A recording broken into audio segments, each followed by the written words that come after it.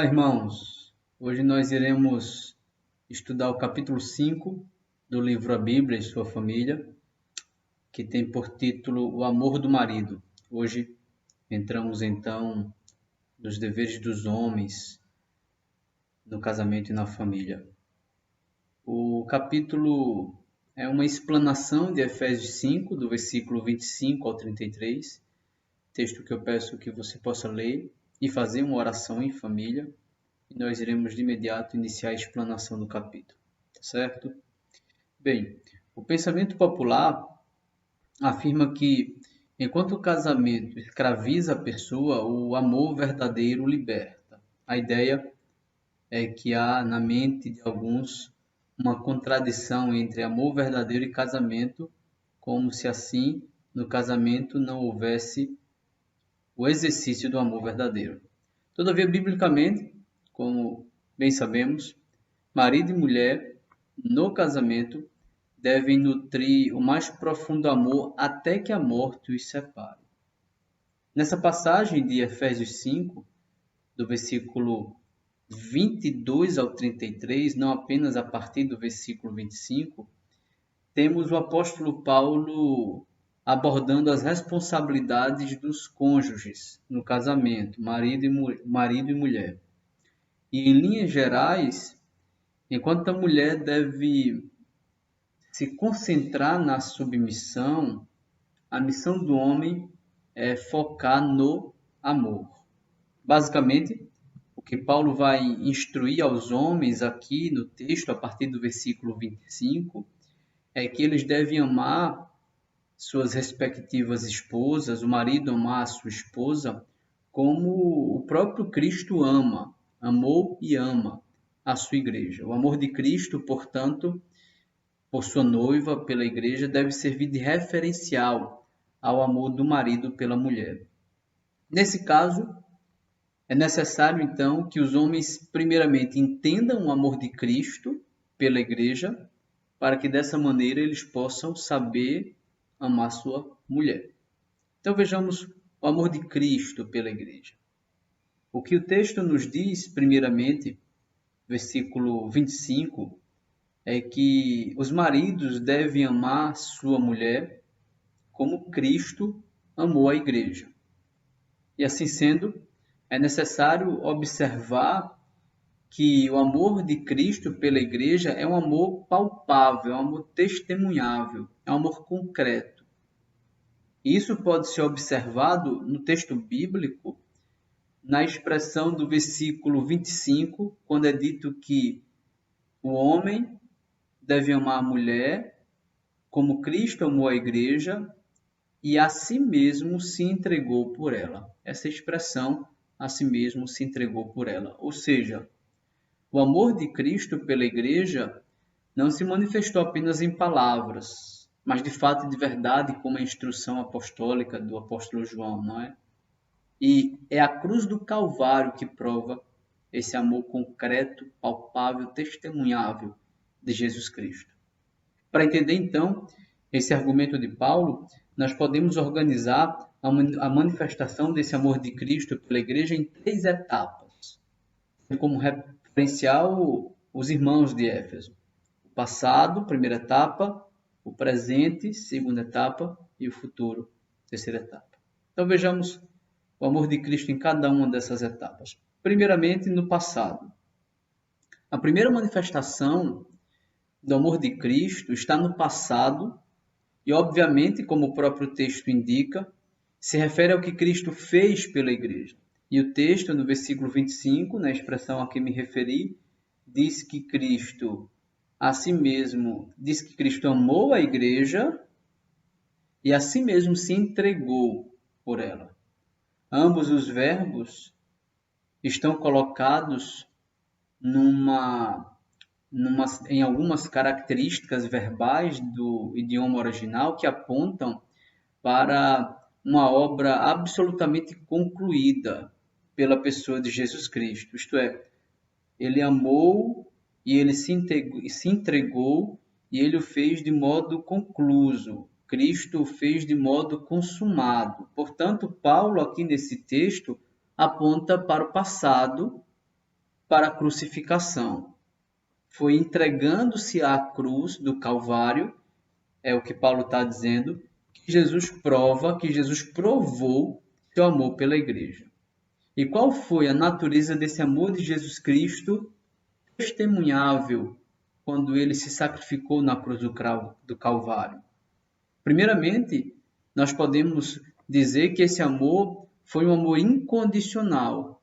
Isso é provado em Romanos 5, quando lá Paulo vai mostrar, por meio de 4 expressões, quando é que Cristo amou a sua igreja. E lá no versículo 6 de Romanos 5, Paulo primeiramente vai dizer que Cristo amou a nós, membros da sua igreja, quando éramos fracos, quando éramos ímpios.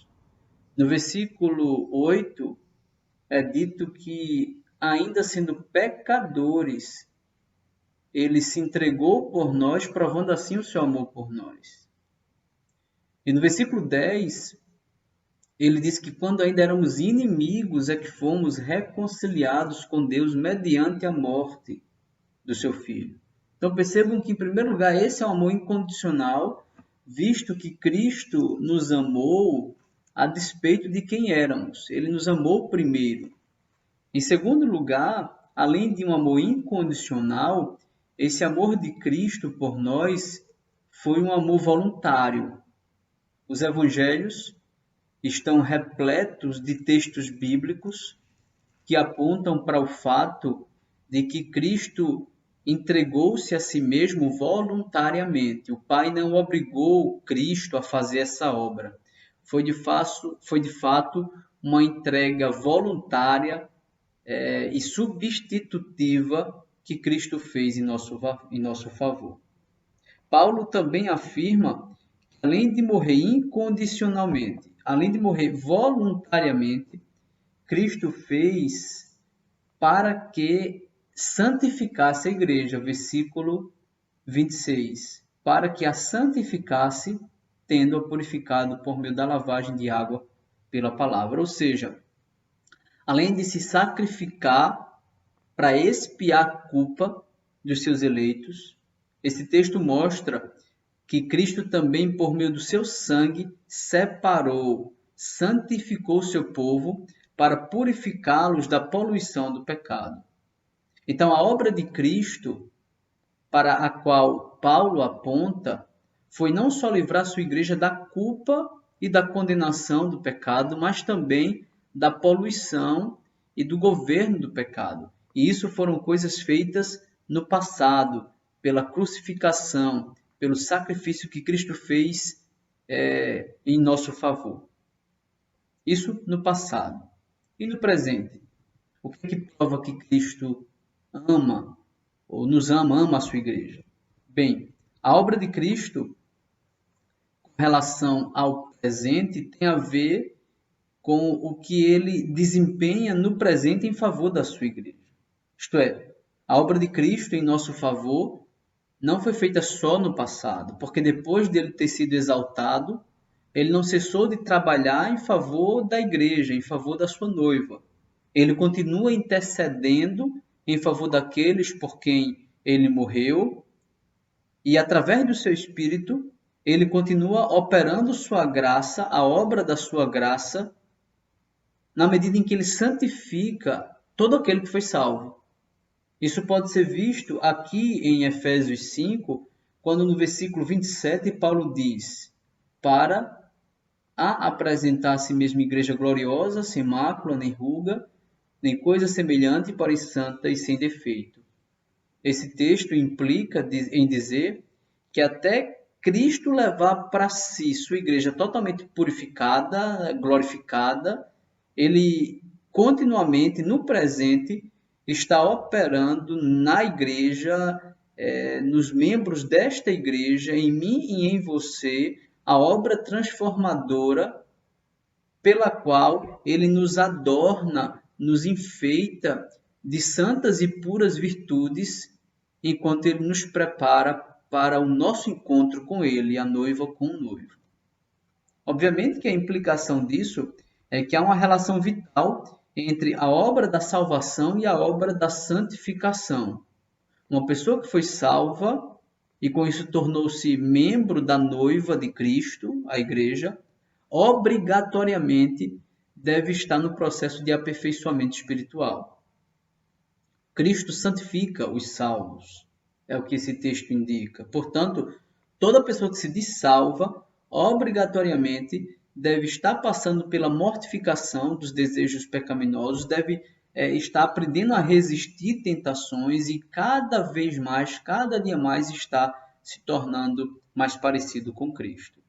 É assim que Cristo, então, demonstra o seu amor pela igreja hoje. Ele intercede em favor da igreja e ele santifica, operando graciosamente por seu Espírito a obra de transformação espiritual da sua igreja. E quanto ao futuro? A obra do futuro que demonstra o amor de Cristo pela sua igreja também, obviamente, pode ser vista no versículo 27, porque o próprio versículo aponta para aquilo que eu falei relativamente à obra consumada de Cristo, quando a igreja se encontrará com Cristo, já glorificada, santa e sem defeito. Paulo diz no final do versículo 27. Isto é, o processo de santificação chegará a um fim. E este será o momento no qual Cristo reunirá para si sua noiva plena e perfeitamente santificada. Este será o dia final, quando todos os eleitos de Deus, todos os salvos, estarão reunidos juntamente com aquele que se sacrificou voluntariamente pelos eleitos de Deus. E que no tempo presente, no tempo em que estamos, santificou cada um deles, preparando-os para esse glorioso encontro com Ele, o nosso mais excelente noivo. Enfim, como é afirmado pelo livro, pelos autores do livro, Cristo cuidou no passado da nossa salvação, no presente Ele cuida da nossa santificação e no futuro efetuará a nossa glorificação. E é desse modo que o marido deve amar a sua esposa. À luz do amor de Cristo por sua igreja, os maridos devem amar a sua esposa até o fim, é o que Paulo está nos ensinando. Mas a pergunta é, na prática, como isso acontece? Eu vou dar, então, 3 sugestões, as 3 sugestões, obviamente, retiradas do livro, de como os maridos podem viver e expressar esse amor. E essas sugestões, usando a analogia de Paulo, é com base na obra de Cristo e no amor de Cristo pela sua igreja.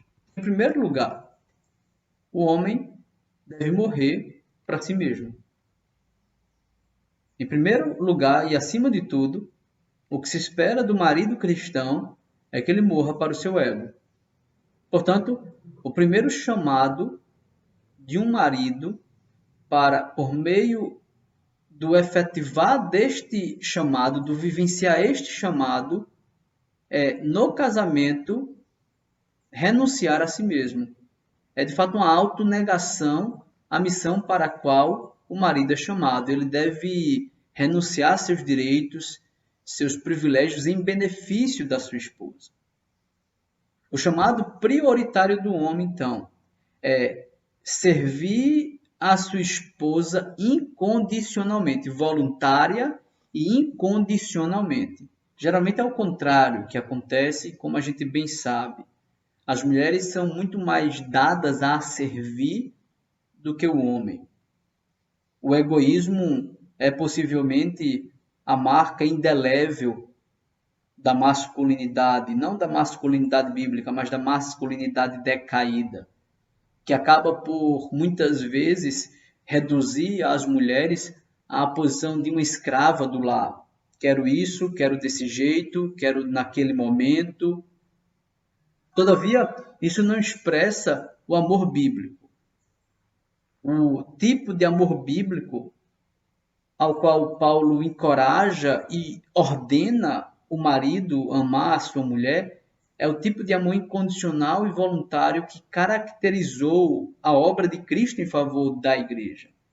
O homem não deve esperar, diante disso, que sua mulher faça para ele para que só então ele retribua a sua mulher. Não, isto não é um amor incondicional e voluntário.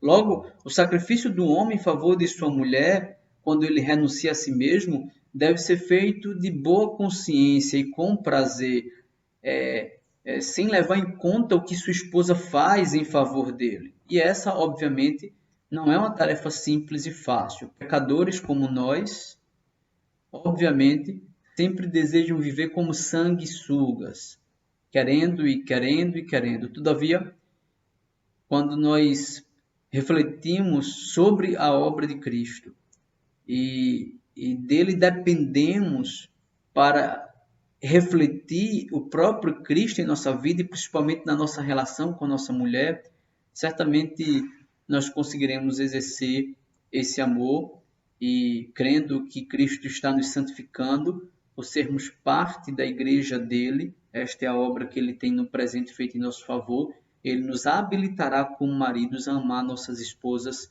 a nossa esposa como ele próprio nos ama. Então, em primeiro lugar, morrendo para si. Em segundo lugar, os homens devem servir de instrumento de Deus na santificação da sua esposa.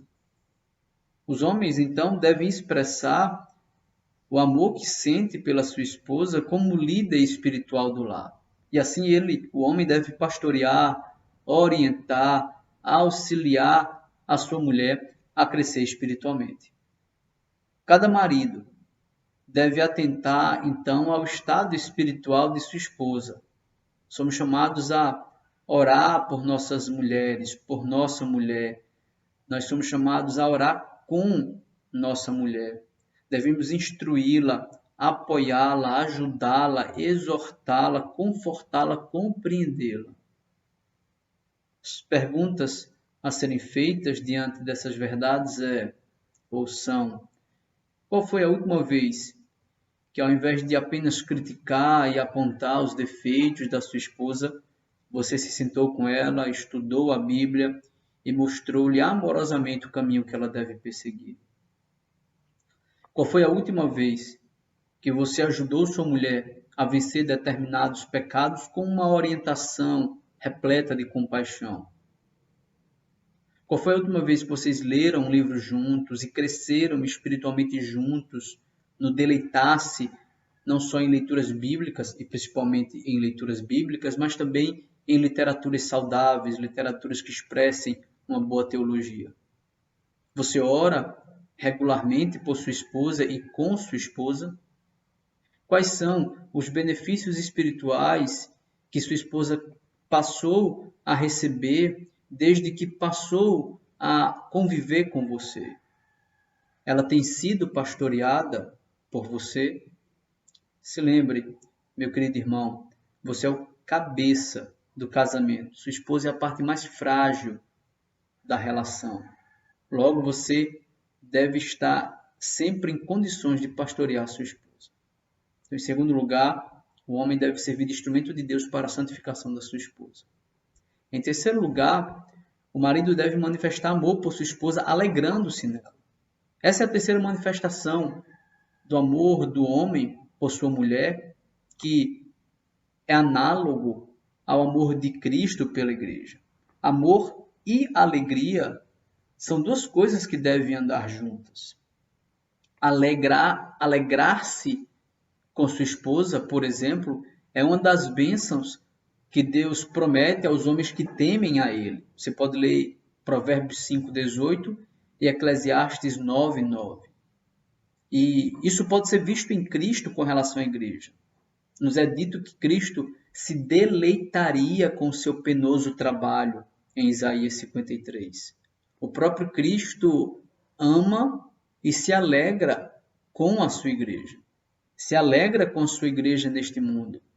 Ama e se alegra com seu povo hoje e se alegrará ainda mais naquele dia futuro, quando reunirá a sua igreja plenamente aperfeiçoada consigo.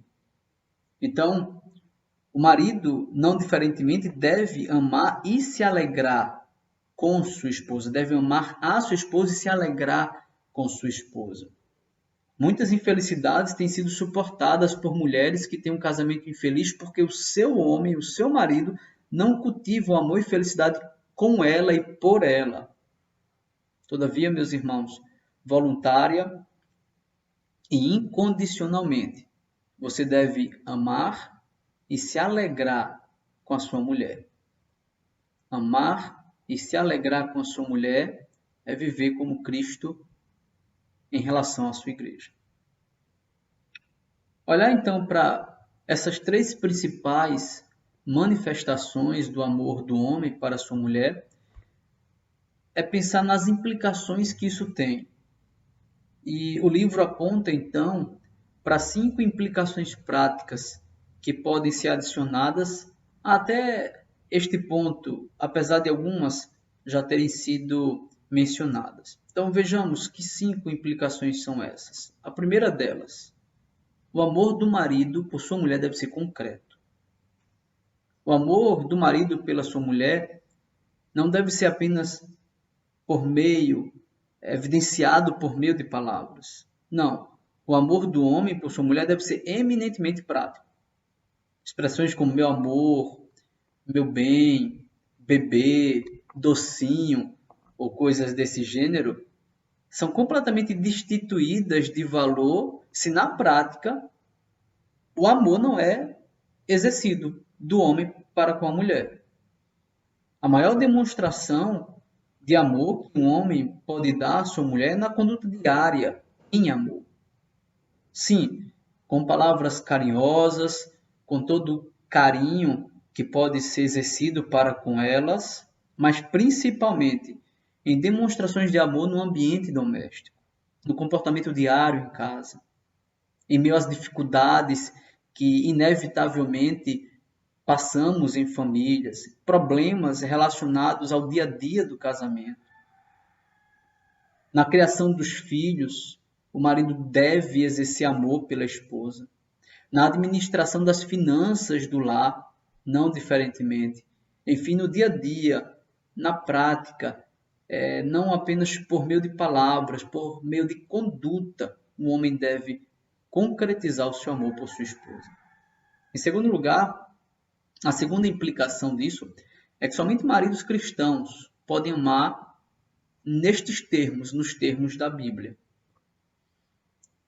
Ora, o ponto que temos visto é que o amor do marido deve refletir o amor de Cristo, o que envolve, obviamente, compreensão e vivência de uma dimensão espiritual, digamos assim. Nesse caso, somente os homens que primeiro se relacionam com Cristo como seu Salvador podem amar a sua mulher como Cristo ama a igreja. Paulo se refere ao amor de Cristo pela igreja em Efésios 5:32 como um grande mistério. Grande é este mistério, mas eu me refiro a Cristo e à igreja. Portanto, pessoas que não têm o Espírito de Cristo não podem compreender a profundidade desse amor.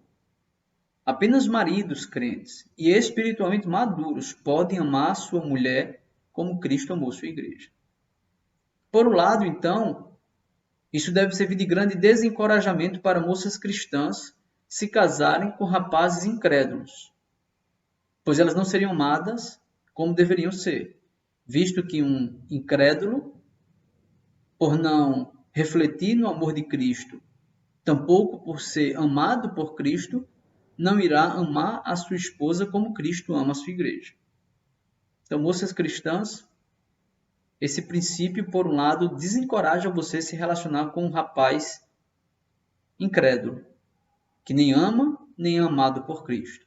Mas, por outro, esse princípio também serve de um grande encorajamento para os moços, para os rapazes cristãos, buscarem ativamente conhecerem seu Salvador, a fim de que eles possam amar a sua futura esposa como deve. Então, se você deseja amar a sua esposa e fazer do seu lar um lar feliz, você deve sim amar a Cristo, buscar mais amor por Cristo e de Cristo para amar a sua esposa como Cristo ama a igreja. A terceira implicação dessas verdades é que os maridos são responsáveis, eles são os responsáveis pelo casamento. Ora, olhar para tudo isso é concluir inevitavelmente que a larga maioria dos problemas matrimoniais vem dos pecados do marido quando eles não exercem esse tipo de amor para com a sua mulher.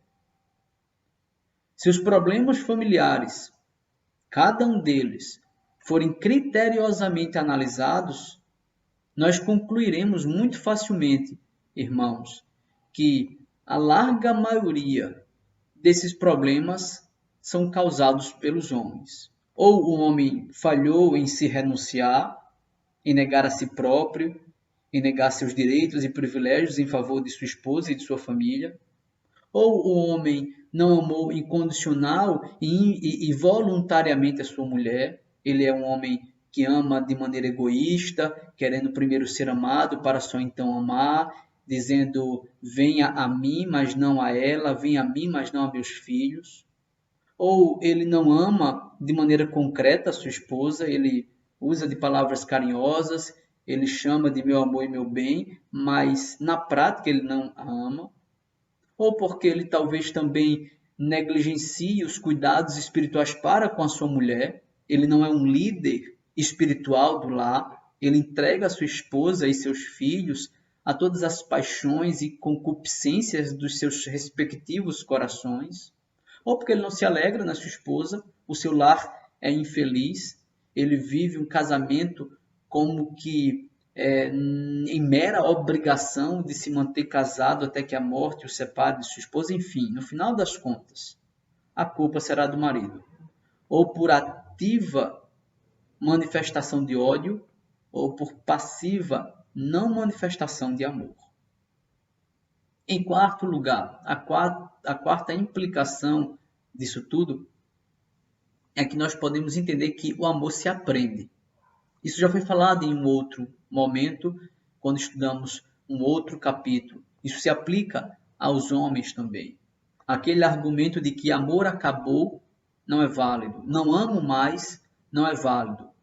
O homem, ele deve se conscientizar de que ele tem que amar a sua esposa até que a morte os separe. Amo meus filhos, por isso ainda estou casado. Não. O amor incondicional, voluntário, ativo, concreto, deve ser prioritariamente exercido para com a esposa. De maneira que homem nenhum deve se casar se não estiver disposto a assumir essa responsabilidade de amar. Amar como Cristo amou a igreja. Ou do contrário, ele será um estorvo para sua mulher e filhos. Portanto, um rapaz que queira casar, a primeira coisa que o seu próprio pai, ou o pai da moça com quem ele quer casar, a primeira coisa que eles devem fazer é perguntar a ele algumas perguntas essenciais, tipo: você já entendeu o amor de Cristo pela igreja, jovem rapaz? Você já aprendeu a amar com esse tipo de amor? Você está disposto a se anular em favor de sua futura esposa? Você está disposto a tirar de si para o bem dela? Você compreende que você será o cabeça do lar? O que isso implica é que você deve, portanto, orar com sua esposa, orar por sua esposa e se esforçar de toda maneira para, mesmo que isso lhe anule, lhe sacrifique, sua esposa retire disso benefícios espirituais? Se essas perguntas não forem respondidas afirmativamente, o rapaz deve ser desencorajado de casar. Nesse sentido, uma coisa então deve ser lembrada. Não é o amor que sustenta o casamento, mas o casamento que sustenta o amor. O amor não faz o casamento ser mantido. É o casamento que mantém o amor. Em quinto e último lugar, quinta implicação, é sobre a necessidade de uma vida cheia do Espírito para os homens. Maridos, busquem ardentemente ter uma vida cheia de Espírito. Ora, Vimos que todo esse texto de Efésios 5 é escrito por Paulo à luz do versículo 18: enchei-vos do Espírito. Uma mulher só será submissa se for uma mulher cheia do Espírito, não diferentemente para com os homens. Eles só conseguirão amar suas respectivas esposas se eles, de fato, forem homens cheios do Espírito. Só pelo governo poderoso e pela condução poderosa do Espírito é possível ao homem amar sua esposa como Cristo amou a igreja. Então, homens, busquem uma vida cheia do Espírito.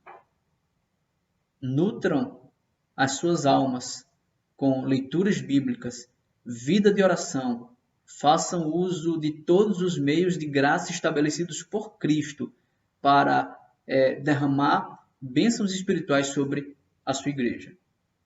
Não deixe de congregar. Observe o dia do Senhor. Jejue como prática de devoção.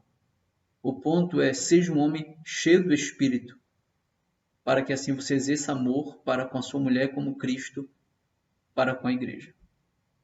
Eu concluo então com uma palavra de encorajamento. Meu querido irmão homem, convocado a amar sua esposa tão sacrificialmente assim, não desanime se você se sentir incapaz de ser o cabeça do lar, amando a sua esposa desta maneira incondicional e voluntária, como Cristo amou a igreja. Se lembre da época em que você talvez era apenas irmão em Cristo da sua esposa, vocês talvez cresceram juntos na mesma igreja, ou tiveram um período na igreja em que eram apenas irmãos em Cristo. Se lembre que vocês naquela época cresciam juntos em maturidade cristã. Talvez tiveram períodos de oração juntos, eram da UPA ou da UMP, dos adolescentes ou dos jovens da sua igreja, e assim cresciam juntos como irmãos em Cristo. Se lembre, sua esposa ainda é sua irmã. Sua mais próxima, mais querida e mais amada irmã em Cristo. Continue como tal. Se ajudem mutuamente. Confesse para sua esposa seus pecados. Seja encorajado pelo vigor espiritual dela quando você estiver fraco e desanimado. Revele a ela suas dúvidas, suas fraquezas, seus dilemas, suas crises. Se apoie nela, faça dela um suporte para você. Faça dela seu melhor amigo. E para finalizar, jovens rapazes, fechem seus olhos para mulheres que não são cristãs. O casamento tem seus desafios. Com uma mulher cristã, o casamento tem seus desafios. Problemas matrimoniais, porque se tratam de dois pecadores, são inevitáveis. Haverá colisão entre dois pecadores que, embora se amam, são pecadores. Se amem, são pecadores. Mas imagine isso com uma mulher ímpia, incrédula, que não ama a Cristo. O quanto sua convivência pode certamente se tornará muito mais difícil a ponto de sua vida familiar e seu matrimônio se tornar um caos. Se você é solteiro, seja desencorajado a se casar com alguém que não serve a Cristo. Pense que você tendo uma esposa verdadeiramente crente, ela será para você como bálsamo em ferida. Ela será para você a alegria da sua vida.